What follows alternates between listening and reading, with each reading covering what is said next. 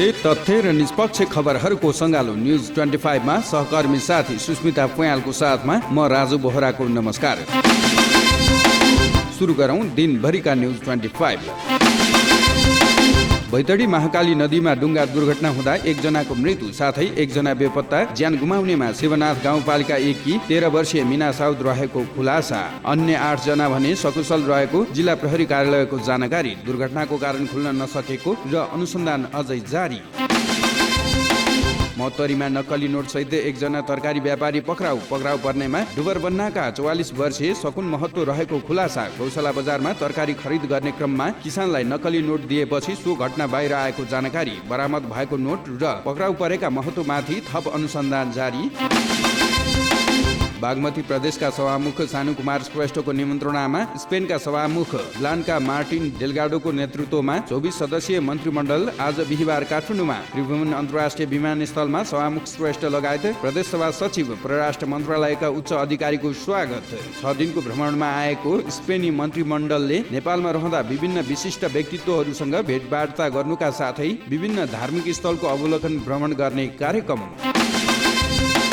चितवनमा आफू निर्वाचित क्षेत्रको घर दैलो गर्दै प्रचण्ड। भरतपुर विमानस्थलमा मङ्गलबार सञ्चारकर्मीसँग कुरा गर्दै अबको चुनाव आफ्नाका लागि अन्तिम चुनाव हुने उनको अभिव्यक्ति। शुक्रबार भरतपुर स्थित पार्टी कार्यालयमा प्रचण्डको प्रमुख आतिथ्यतामा शुभकामना आदान प्रदान कार्यक्रम राखिएको जानकारी।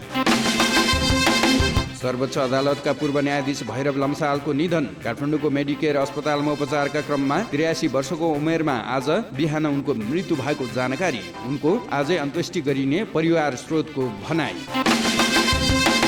अभिनेता भुवन केसी, अभिनेत्री करिश्मा मानन्दर, शिव श्रेष्ठ लगायत करिब आधा दर्जन कलाकर्मी एकैसाथ सम्मानित। होटल रेडिसनमा आयोजित अन्तर्राष्ट्रिय नेपाली कलाकार समाज इनासको चौथो ग्लोबल महाधिवेशन 2078 को अवसरमा कलाकर्मीलाई सम्मान दिएको जानकारी। सम्मानित अभिनेत्री रेखा थापा र गायक योगेश वैद्य भने सम्मान समारोहमा अनुपस्थित। विश्वकप 2020 क्रिकेटमा बिहिबार आज अस्ट्रेलियाले श्रीलङ्कासँग खेल्दै दुवै टोली प्रतियोगितामा लगातार दोस्रो जितको खोजीमा। श्रीलङ्काले पहिलो खेलमा बङ्गलादेशलाई हराएको थियो भने अस्ट्रेलियाद्वारा दक्षिण अफ्रिका पराजित। आगामी 6 महिनाभित्र सबै नेपालीलाई कोरोना विरुद्धको खोप लगाइसक्ने सरकारी लक्ष्यमा केन्द्रित हुन प्रधानमन्त्री देउवाको निर्देशन। सबै नागरिकलाई सकेसम्म निशुल्क लगाउने व्यवस्था गर्ने उनको अभिव्यक्ति। पाकिस्तानमा भएको विरोध प्रदर्शनमा 4 जना सुरक्षाकर्मी सहित 8 जनाको निधन, 263 जना घाइते। पाकिस्तान टीएलपी पार्टीका नेता साद रिजवीलाई सुरक्षाकर्मीले हिरासतमा लिएसँगै पाकिस्तानमा यो पार्टीले केही दिनदेखि लगातार विरोध जारी। पैगम्बर मोहम्मदको कार्टुन फ्रान्सको एक अखबारमा छापिएसँगै रिजवीलाई पक्राउ गरेको जानकारी। साताको 5औं दिन बिहिबार पनि सुनको भावमा निरन्तर वृद्धि। छापावाल सुन तोलामा 400 रुपियाँले वृद्धि हुँदै 92,400 रुपियाँमा कारोबार। यस्तै आज तेजाबी सुनको मूल्य समेत तोलामा 400 रुपियाँले नै वृद्धि हुँदै 91,900 रुपियाँ कायम। चाँदीको मूल्य भने गत बुधबारकै मूल्य कायम हुँदै आज प्रति तोला 1,250 रुपियाँमा कारोबार भइरहेको महासङ्घको जानकारी।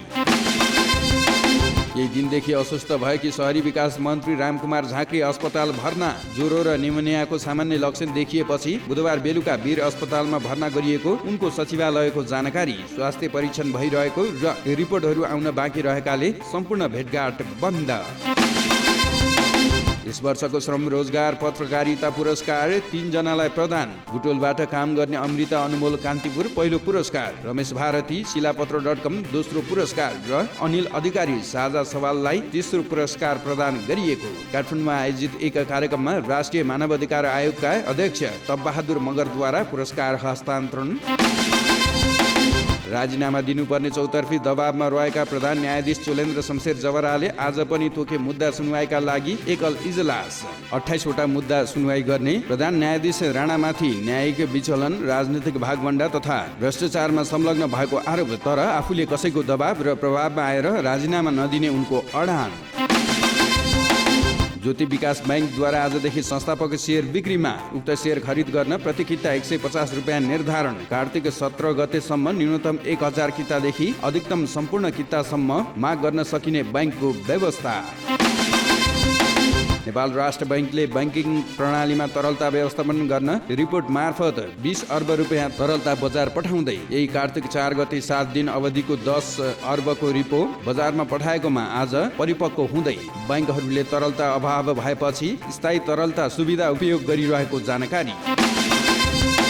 धानमा दाना नलागेपछि भक्तपुरका किसान चिन्तित। 1 रोपनी जग्गामा 8-10 मुरीसम्म चाइनिज हाइब्रिड धान उत्पादन भएकोमा यो वर्ष धानका बाला नै नलाग्दा किसान ठगिँदै। देशभर बाढी पहिरोले धान बाली नष्ट भएको समाचारले दुखी बनाएको अवस्थामा भक्तपुरका किसानले लगाएको धानका बालामा धान नलाग्दा खाद्यान्नको अभाव हुने आलङ्कन।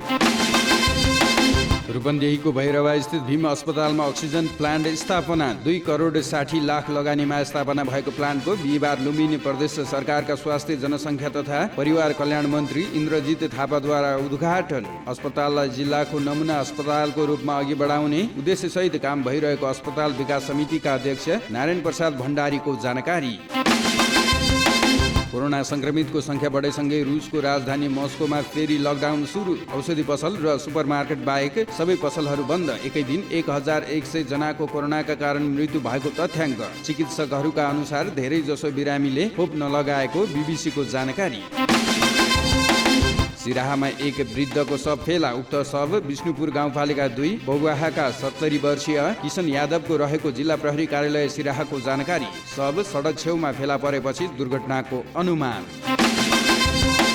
समयमै आयोजना सम्पन्न गर्न नसकेको कारण देखाउँदै विश्व बैंक 2 प्रसारण लाइन निर्माणबाट पछि हट्दै। उक्त निकाय यही कार्तिक 14 गतेदेखि आयोजनाको ऋण लगानीबाट बाहिरिन लागेको विद्युत प्राधिकरणका प्रचार लाइन प्रमुख दीर्घायु श्रेष्ठको जानकारी। विश्व बैंककै सहुलियत ऋण र सरकारको लगानीमा हेटौँडा ढल्केबर इनरुवा 400 केभी र हेटौँडा भरतपुर बर्दाघाट 220 केभी प्रसारण लाइन निर्माणधीन।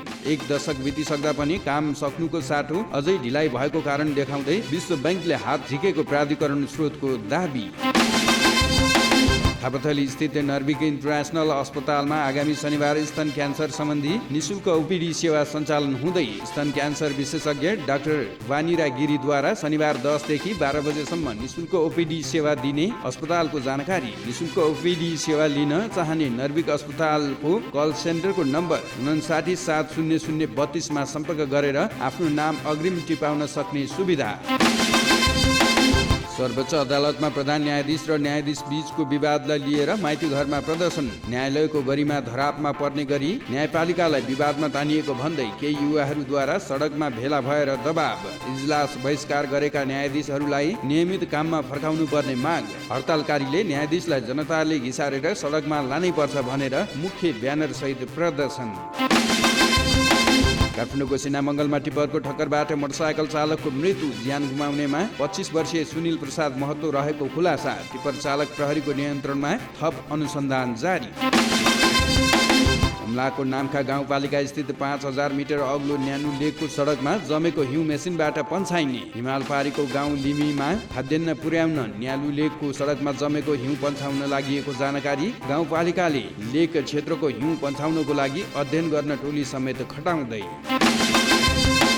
र प्रतिनिधि सभामा प्रमुख प्रतिपक्षी नेकपा एमालेद्वारा बिहिबार पनि संसदमा नाराबाजी। सभामुख अग्निप्रसाद सापकोटाले प्रतिनिधि सभाको काम कारबाही सुरु हुन्छ भन्ने बित्तिकै एमालेका सांसदहरूले नाराबाजी सुरु गरेको जानकारी। एमालेका सांसदहरूले पार्टीले कारबाही गरेका 14 जना सांसद पदमुक्त भएको सूचना टाँस गर्नुपर्ने माग।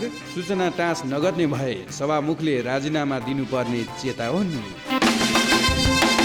सत्य, तथ्य र निष्पक्ष खबरहरूको सङ्गालो न्युज 25 आजलाई यति नै। भोलि यसै समयमा दिनभरिको न्युज 25 को साथमा उपस्थित हुने नै छौँ। त्यतिन्जेलसम्मको लागि सहकर्मी साथी सुस्मिता फुयालको साथमा म राजु बोहरा बिदा हुन्छु।